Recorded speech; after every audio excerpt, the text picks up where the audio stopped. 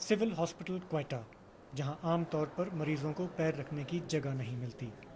आजकल यहां रोजाना दिन के 12 बजे तक वीराना रहता है।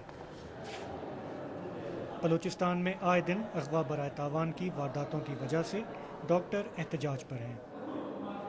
जुमे के रोज भी मुल्क भर में पाकिस्तान मेडिकल एसोसिएशन ने यौम स्याह मनाया। ये हैं डॉक्टर मुनाफ तरीन, जिनका शुमार पाकिस्तान के सीनियर कार्डियोलॉजिस्ट में होता है। उन्हें 6 हफ्ते पहले अपने अस्पताल से अगवा किया गया।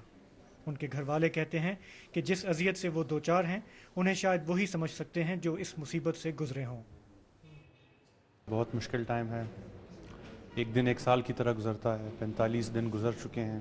डॉक्टर साहब की एज 63 साल है और इस उम्र में फ़िज़िकल हेल्थ का क्या हाल होगा आपको भी पता है। सब छोटे बहन भाई ज़ाहिर सी बात है एक ही सवाल पूछते हैं कि डॉक्टर साहब कब आएंगे, घर कब आएंगे, कहाँ हैं, क्यों नहीं आ रहे हैं।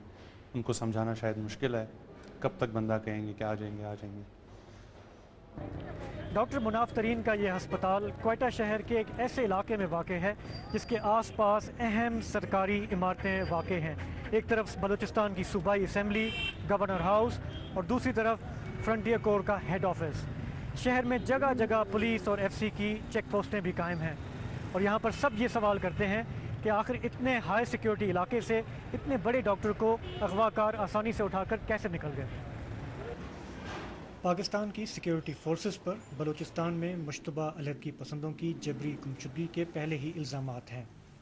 आए दिन की लाकानूनियत की वजह से अब डॉक्टरों में भी गम गुस्सा बढ़ रहा है। ये मुझे बड़े अफसोस से कहूँ कि we are in the state of war, कि यहाँ पे 31 डॉक्टर हमारे हुआ वे उन्होंने पैसे दिए, लेकिन पैसे लिए सबको पता है कि भाई कौन लोग हैं जो पैसे ले रहे हैं। यहीं के टेररिस्ट हैं, यहीं के नवाब हैं, यहीं के सरदार, यहीं के बलबूते पे चल रहे हैं। आईजी भी बेबस है, वज़ीर आला भी बेबस है। मुझे नहीं बेबसी समझ नहीं आती कि फिर सबको खुली इजाज़त दी जाए कि हर एक अपनी सिक्योरिटी खुद करे। वज़ीर आला से तो मैंने यही कहा कि भाई अगर कोई बेबस हो तो गवर्नमेंट तो कम से कम ये कर सकती है कि रिजाइन कर ले बैठ जाए। क्वेटा में डॉक्टर इल्ज़ाम लगाते हैं कि अगवा की वारदातों में मुलविस जराइम पेशा गिरोहों के ताने बाने रियासत के ताकतवर इदारों से मिलते हैं। हुक्काम इन इल्ज़ामात की सख्ती से तरदीद करते हैं।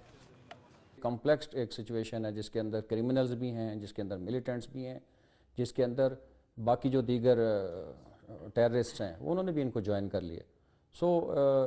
इसकी वजह से ही ये एक ज़्यादा चैलेंज बन गया हमारे लिए और इसके अंदर हम अब जो हमारा ना सिर्फ के एक ह्यूमन रिसोर्स का इस्तेमाल बल्कि हम टेक्नोलॉजी का भी इसमें इस्तेमाल कर रहे हैं और मुझे यकीन है इंशाअल्लाह ताला कि हम जल्द इन एलिमेंट्स पे काबू पा लेंगे।